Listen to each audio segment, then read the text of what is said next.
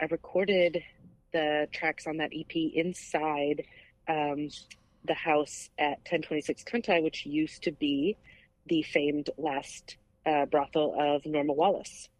That's right. Norma Wallace and Chris Wiltz wrote a book about that called The Last Madam.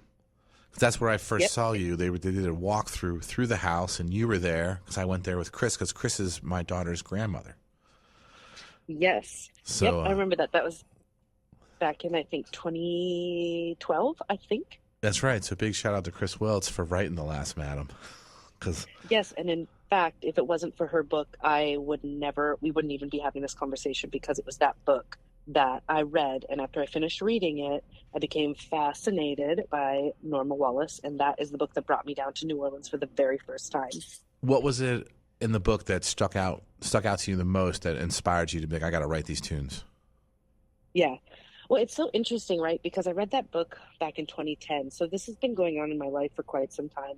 And I think about it a lot. I think, what is it about this story and my experience with it that has, captivated my attention for, gosh, a decade? And it's evolved over the years, but I think initially it was just that I had never been to New Orleans and the French Quarter. And so the way that Chris writes about it, and obviously Norma's story in and of herself, is just so fascinating and something that I had never experienced growing up on a farm in rural Minnesota.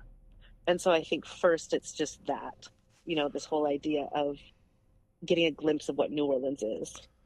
And it was a good way to see it because you have to kind of make your own way in this city, and Norma Wallace certainly did that in big, huge strokes.